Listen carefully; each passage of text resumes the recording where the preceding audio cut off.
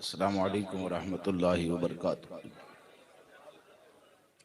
इन्नल्लाह व मलाइकतहु युसल्लूना अलन नबी या अय्युहल्लज़ीना आमनू सल्लु अलैहि व सल्लिमू तस्लीमा। अल्लाहुम्मा सल्लि अला सय्यिदिना व मौलाना मुहम्मदिन मअदनिल जुदी वल करम व आलिहि व अस्हाबिहि व बारिक व सल्लिम सलातन व सलामन अलैका या रसूलल्लाह सल्लल्लाहु तआला अलैहि वसल्लम। हाफिज यूसुफ साहब क़िबला वो तो चाहते हैं कि 3:30 बजे तक हो, लेकिन मैं तो तकरीबन यहाँ पर काम करने वाले सभी को जानता हूँ। जैसे ही आया तो चंद जिम्मेदारों ने कहा कि 3:30 नहीं, क्योंकि सहरी करनी भी है, करवानी भी है और हमको करनी भी है।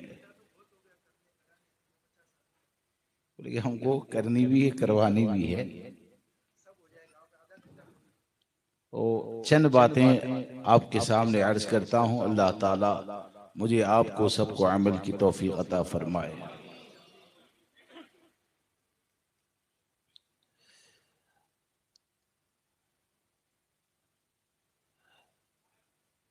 ये दीन जो हम तक बुजुर्गों ने पहुंचाया, तो नबी अकरम सल्लल्लाहु ताला अलैहि वसल्लम की बिअसत मुबारका से लेकर आज तक अगर आप हालात का जायजा लेंगे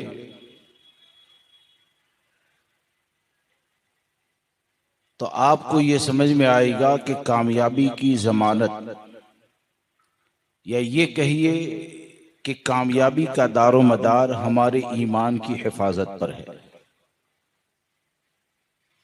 हर एक हालात से परेशान होकर उससे निकलना तो चाहता है, यानी गैर मुस्लिमों की तरफ से मज़ालिम, हमारी इबादत के मामलात में गैरों की दखल अंदाजी, शरीयत के ऊपर अमल करना चाहें तो उसके ऊपर पाबंदी, ये जो तमाम चीजें हैं, तो हर मुसलमान ये चाहता है कि हमारे ऊपर होने वाले जुल्म बंद होने चाहिए, सख्तियां बंद होनी चाहिए। लेकिन ये हकीकत भी है और हमारा अकीदा भी है कि कामयाबी देने वाली जात अल्लाह की है। किसकी है? चंद बातें सिर्फ अर्ज करता हूं। कामयाबी देने वाली जात अल्लाह की है, और कामयाब अगर होना है तो उसके लिए शर्त क्या है? कामयाब होना है तो शर्त क्या है?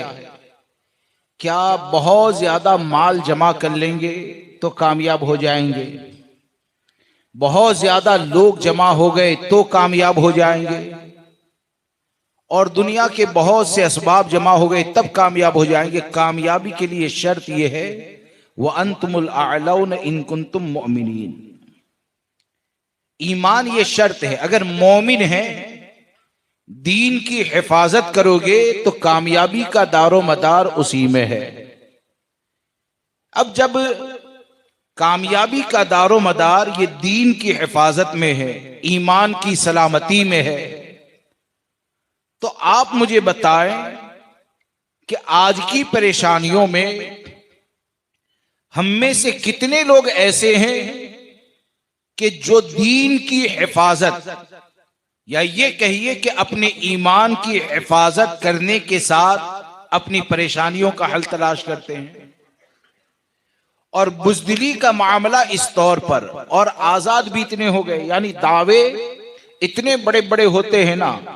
हम तो गैर मुस्लिमों के करीब कितने भी चले जाए, हम तो देवबंदी वहाबी से करीब कितने भी चले जाए, हम तो शराबी की सोहबत में बैठने लगे, दावे इतने बड़े होते हैं कि गैर मुस्लिमों की कुर्बत हमको जर्रा बराबर भी नुकसान नहीं करती है। एक तरफ दावे हैं और एक तरफ सोहबत का जो नतीजा बुजुर्गों ने बताया, मजहब इस्लाम ने बताया, तो वो सोहबत से जो नुकसान होने वाला है, दलील में हजारों लड़कियों का दीन खतरे में पड़ गया। ये सोहबत की बुनियाद पर न जाने कितने लोगों का ईमान अकीदा ये दाव पे लग गया। लेकिन उसके बाद भी ये कहे कि नहीं, इससे कुछ नहीं होगा। तो मेरी एक बात याद रखकर चले कि आज जो ये कहा जाता है ना, बुज़दिल बनाने की कोशिश की जाती है। कैसे?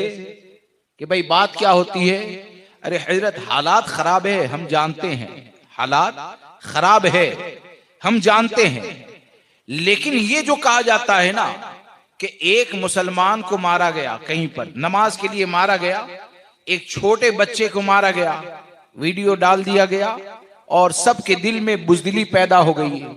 और लोग बात क्या करते हैं, ऐसे हालात तो कभी पैदा ही नहीं हुए, ऐसे हालात तो कभी पैदा ही नहीं हुए। मैं ये कहता हूं कि ऐसे हालात नहीं, बल्कि इससे बदतर हालात और इससे ज्यादा खतरनाक हालात ये माजी में पैदा हो चुके हैं, माजी में पैदा हो चुके हैं। आकाए करीम सल्लल्लाहु ताला अलैहि वसल्लम ने जब ऐलान नबूवत फरमाया तो आप जरा गौर करें कि आज हम डर जाते हैं कि रेलवे स्टेशन पर नमाज पर पाबंदी आ गई तो हम कैसे जिएंगे। तो जीने की सूरत क्या निकालते हैं कि बहुत सी तंजीमें उठ जाती है कि अब तो स्टेशन पे नमाज पढ़नी है ना, तो बोले कि सुन्नी देवबंदी इत्तेहाद का नारा तो लगाना पड़ेगा। अब अगर गवर्नमेंट से ये बात मनवानी है तो बातिल फिरकों के साथ इत्तेहाद तो करना पड़ेगा, गैर मुस्लिमों के हवाले से नर्म बात तो करनी पड़ेगी। तो मैं एक बात कहना चाहता हूं कि हम अगर अपनी कामयाबी को तलाश करना चाहते हैं ना, तो ये जो ऐसी तंजीमें नारा लगाने वाली है या ऐसे अफराद जो नारा लगाने वाले हैं उनको न देखें। इमाम अहले सुन्नत के इस शेर को मुकम्मल समझे कि इमाम अहमद रजा ने ये जो फरमाया ना कि तेरे गुलामों का नक्शे कदम है राह खुदा, वो क्या बहक सके जो ये सुराग लेके चले। तो सुराग अगर तलाश करना है तो माजी में देखें कि जब इमामुल अंबिया सल्लल्लाहु ताला अलैहि वसल्लम की जात कि जिनके सदक़े में अल्लाह तबारक व ताला ने पूरी कायनात पैदा फरमाई, तो खाना काबा में जब आप इबादत के लिए जाते हैं तो क्या इमामुल अंबिया की जात के ऊपर हमला नहीं हुआ? आप मुझे बताएं, सिद्दीक अकबर ने दावत दी तो सिद्दीक अकबर पर हमला न हुआ? आप मुझे बताएं, मक्का मुअज़्ज़मा में दीन का जब ऐलान हुआ, दीन कबूल कर लिया गया, तो क्या हजरत बिलाल हबशी पर बॉम्ब लॉन्चिंग का मामला न हुआ? दूसरे सहाबा पर न हुआ? आप मुझे बताएं, चंद अफराद हैं और पूरी दुनिया मिलकर जुल्म करना चाहती है, लेकिन कोई एक मिसाल ऐसी बताओ कि मुखालिफों की तरफ से जुल्म होता है और उन्होंने कभी ये कह दिया हो कि हक और बातिल एक हो गया, अब तो तुम हमारे भाई हो गए। इन लोगों ने ये नारा नहीं लगाया, बल्कि हर जुल्म को बर्दाश्त करके वो ये जानते रहे कि ये दुनिया की मुसीबतें आज है कल खत्म हो जाएगी, ये जान है जाने के लिए, इसका वक्त आएगा तो ये जान चली जाएगी। लेकिन अल्लाह ने ये जो दीन अता फरमाया, ये जो ईमान अता फरमाया, ये ऐसी दौलत है कि इसको बचा कर ले जाओगे तो यही बचाना तुम्हारे लिए कब्र में भी कामयाबी है, मैदान महशर में भी इज्जत है। तो ये लोग कामयाब कैसे हुए? इन लोगों की कामयाबी से सबक हासिल करें और हम एक बात याद रखकर चलें कि हमारे लिए सबसे अहम चीज यह है कि हम अपने दीन की हिफाजत करें, हम अपने ईमान की हिफाजत करें। आप देखें कि लोगों के दावे कितने बड़े होते हैं और कभी इस बात पर गौर नहीं किया, बहकाने के लिए शैतान है। कौन है? शैतान के बारे में कुरान में अल्लाह ने ऐलान फरमाया ना, इन्न शैतान लिल इंसान अदुव्वुम मुबीन। शैतान ये इंसान का खुला हुआ दुश्मन है, खुला हुआ दुश्मन है। अब शैतान को खुला हुआ दुश्मन है वो हमको बता दिया गया, शैतान को ताकत दी गई है वो भी हमको बता दिया गया, शैतान दिलों में वसवसा डालता है वो भी हमको बता दिया गया, और कौन सी जगह पर जाने से तुम्हारा दीन खतरे में पड़ सकता है, किसकी सोहबत में रहने से तुम्हारा ईमान दांव पर लग सकता है। जब हमको ये भी बता दिया गया तो ये जानने के बाद भी अगर आदमी ये कहे कि नहीं, गैर मुस्लिमों की कैसी भी सोहबत इख्तियार करे, हमको गैर मुस्लिम गुमराह नहीं कर सकता है। कोई ये कहे कि देवबंदी से हम चाय नाश्ता करेंगे लेकिन वो हमको गुमराह नहीं कर सकता है, तो आप जरा सोचिए कि दुनिया के मामले में क्या आप इतने आजाद हैं? दुनिया का जो कानून है ना, एक मिसाल देता हूं कि आपके पास बाइक है, तो बाइक आपने खरीदी, अगर बाइक कोई चोरी करेगा तो शैतान करेगा या इंसान करेगा? बोलिए। यानी देखा हुआ चेहरा है, वो चेहरा जो देखा हुआ, हो सकता है कभी पहचान भी लो, कह रहे साथ में नाश्ता किया था और चोरी करके ले गया।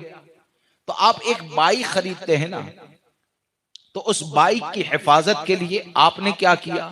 गवर्नमेंट के जितने भी रूल्स है, यानी कागज बनाने हैं, नाम पर रखना है, ये करना है, वो करना है, वो तमाम रूल्स की पाबंदी करने के बाद भी कभी कभी ऐसा होता है कि अनदेखा चोर नहीं बल्कि इंसान ही में से, हो सकता है रिश्तेदार में से, ऐसा कोई मिल जाए कि रातों रात तुम्हारी गाड़ी का चेहरा बदल दे और चोरी कर ले।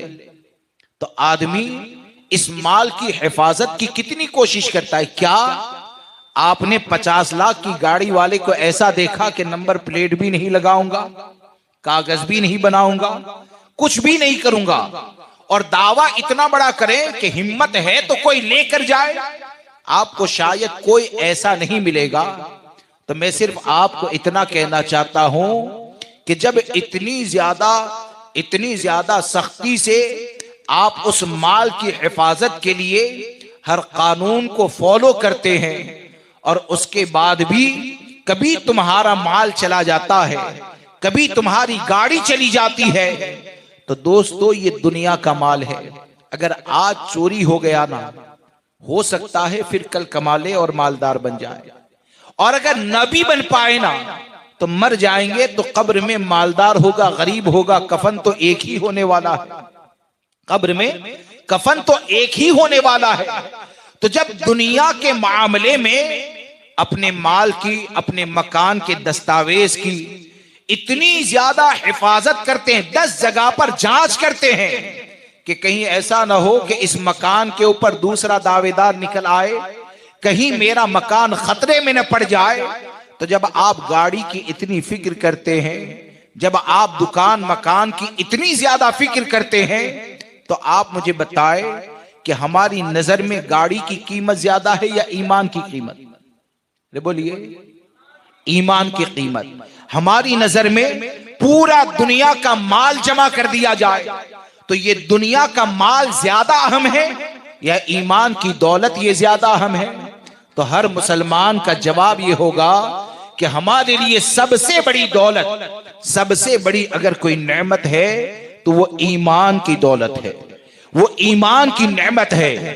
तो मैं आपसे एक सवाल करना चाहता हूं कि आप गाड़ी खरीद कर लाए तो आपको गवर्नमेंट ने जो कहा कि चोरी से माल को बचाने के लिए आपको नाम पर करना होगा, आपने किया। दस्तावेज ऐसे चेक करना होगा, आपने किया। फला तारीख से पहले ये करना होगा, ये तमाम चीजें आपने कर ली।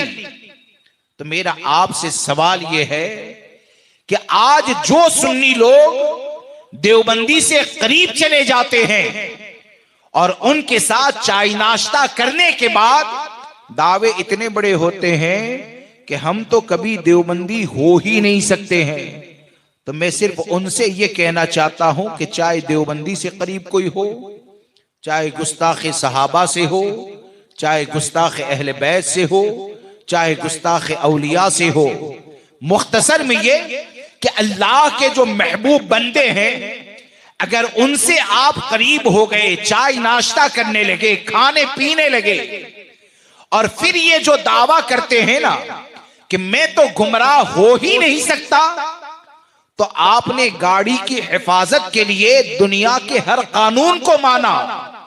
तो हमारे आका सल्लल्लाहु ताला अलैहि वसल्लम ने दीन की हिफाजत के लिए हमको ये जो कानून अता फरमाया, इय्याकुम व इय्याहुम ला युदिल्लुनकुम वला युफ्तिनुनकुम, कि तुम उनसे दूर रहो, उनको अपनों से दूर रखो, कहीं वो तुमको गुमराह न कर दे, कहीं वो तुमको फितने में न डाल दे। अब आप मुझे बताएं कि जो बदमजहब से करीब होता है, देवबंदी वहाबी से करीब होता है, गैर मुस्लिमों से कुर्बत इख्तियार करता है, तो मुझे बताएं कि अमली तौर पर उसके दिल में गाड़ी की फिक्र ज्यादा है या ईमान की फिक्र ज्यादा है? उसके दिल में मकान की फिक्र ज्यादा है या ईमान की फिक्र ज्यादा है? अगर वाकई में वो अपने दीन, ईमान, अकीदे की फिक्र करने वाला होगा तो वो कभी भी दुनिया की मोहब्बत के लिए, रिश्तेदारियों को बचाने के लिए, चाय नाश्ता करने के लिए वो कभी भी अपने दीन को खतरे में नहीं डालेगा, बल्कि उसका मामला ये होगा कि इमाम अहमद रजा की तालीमात पर अमल करेगा कि उन्हें जाना, उन्हें माना, न रखा गैर से काम, लिल्लाहिल हम्द में दुनिया से मुसलमान गया। तो इसलिए अपने दीन की हिफाजत करें, अपने ईमान, अपने अकीदे की हिफाजत करें। और हकीकत यह है कि जितने भी ईमान की फिक्र करने वाले हैं ना, वो आजाद नहीं हुए। आजाद नहीं हुए कि कुछ भी कर लें, कुछ हो ही नहीं सकता है, ऐसे आजाद कभी भी नहीं हुए, बल्कि वो गुमराहियत से डरते रहे। जो गुमराहियत से डरते रहेगा उसके बचाव के जरिए उतने ही ज्यादा बढ़ जाएंगे। लिहाजा हमारा काम यह है कि हम सच्चे मुसलमान बने, हम पक्के मुसलमान बने। आज ईमान की कमजोरी आप देखें ना, कि अफसोस होता है कि भाई दुनियावी एजुकेशन तो फला स्कूल के अंदर बहुत अच्छी तालीम हो रही। कितनी अच्छी तालीम हो रही है? बोले कि 7वीं क्लास पास करेगा ना तो बच्चा अंग्रेजी बोलने लगेगा, और उसको समझाएं कि वो जो अंग्रेजी बोलने के लिए जाएगा ना, तो वहां पर अंग्रेजी सीखने के लिए जनगण मन भी पढ़ना पड़ेगा। अंग्रेजी सीखने के लिए वंदे मातरम का नारा लगाना पड़ेगा। तो बाज जाहिल ऐसा जवाब देते हैं, मौलाना क्या करें, एजुकेशन जरूरी है, एजुकेशन जरूरी है। आप जरा सोचें कि हमारे बुजुर्गों ने ईमान बचाने के लिए जान को कुर्बान कर दिया, और हमारा हाल यह है कि हमारा बच्चा अंग्रेजी बोलना चाहिए, अगरचे माज़अल्लाह कुफ्र उसकी जुबान से निकल जाए। हमारा बच्चा अंग्रेजी बोलना चाहिए, अगरचे शिरकिया बात उसकी जुबान से निकल जाए। तो आप मुझे बताएं कि जो ऐसे लोग हो जाते हैं, तो क्या आप ये समझते हैं कि ऐसे लोग एजुकेशन हासिल कर लेंगे तो गैर मुस्लिमों के मुकाबले में कामयाब हो जाएंगे? क्या आप ये समझते हैं कि जनगण मन बुलंद आवाज से पढ़ने वाले और दुनिया को इतनी अहमियत देने वाले ये कामयाब हो जाएंगे? ये कभी भी कामयाब नहीं हो सकते हैं। अरे कामयाब वही होंगे जो दुनिया की हर नेमत को ठुकरा दे और अपने ईमान को बचा ले, अपने दीन की हिफाजत करें। और हकीकत यही है, हमारी 1400 साल की तारीख ये बताती है कि बगैर माल के भी हमारे बुजुर्गों ने कामयाबी हासिल की, क्योंकि दीन उनके पास था। हमारे बुजुर्गों ने कम अफराद जमा होकर भी गालिब रहे, क्योंकि दीन उनके पास था। इसलिए दोस्तों, हमारे दीन की हिफाजत अगर हम करें, ईमान अकीदे की हिफाजत करेंगे, तो इंशाअल्लाह अज़्ज़ व जल अगरचे मुख्तसर होंगे, अल्लाह गलबा हमी को अता फरमाएगा। और अगर वो न रहा ना, तो लाखों जमा होने के बाद भी ऐसा हाल हो जाता है कि जिस तरह बकरियों को 2 लोग भगाते हैं ना, इसी तरह 2 लोग मिलकर लाखों को भगाते हैं, देखा जाता है। इसलिए हम अपनी जान की भी हिफाजत करें, इज्जत की भी हिफाजत करें, माल की भी हिफाजत करें, लेकिन हमेशा अपने दिल में एक बात नक्श कर लें कि सबसे पहले हमको हमारे दीन की हिफाजत करनी है। अगर ये महफूज रह गया ना, तो दिन की हिफाजत करते करते, ईमान की हिफाजत करते करते अगर आपका एजुकेशन चला गया, आपका माल चला गया, आपका मकान चला गया, आप झोपड़े में आ गए, रोड पे आ गए, यहां तक के एक मुल्क से दूसरे मुल्क में भी चले गए, लेकिन अगर ईमान बच गया तो जन्नत में दाखिला ये यकीनी है। और अगर वो न रहे तो आप कुछ भी हासिल करने कभी भी कामयाब नहीं हो सकते हैं। और आज के वक्त में ये जो कहा जाता है कि देवबंदियों का रद्द ऐसे हालात में भी किया जाता है, वहाबियों का, रावजियों का रद्द ऐसे हालात में भी किया जाता है, तो याद रखकर चले ये अहले सुन्नत व जमात का तुर्रे इम्तियाज रहा है और ये खासा रहा है कि हम ये जानते हैं कि कुफ्र चाहे चोटी के जरिए आता है या कुफ्र कोई ऐसा है कि दाढ़ी रखने और गुस्ताखे नबी होता है, तो हम ये समझते हैं अल कुफ्र मिल्लतों वाहिदा, कुफ्र ये एक ही मिल्लत होती है। तमाम कुफ्र का रद्द करना ये अहले सुन्नत व जमात का तुर्रे इम्तियाज है और यही तालीमात इमाम अहमद रजा है।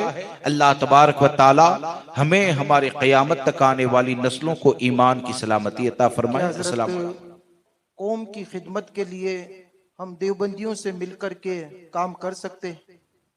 अरे कौम की खिदमत तो यही है कि देवबंदियों का बाइकाट करें। हाँ? कौम की खिदमत किसे कहा जाता है भाई? कौम की खिदमत किसे कहा जाता है? आप मुझे बताएं कि जिस खिदमत से दीन बच जाए उससे बढ़कर कौम की खिदमत क्या होगी?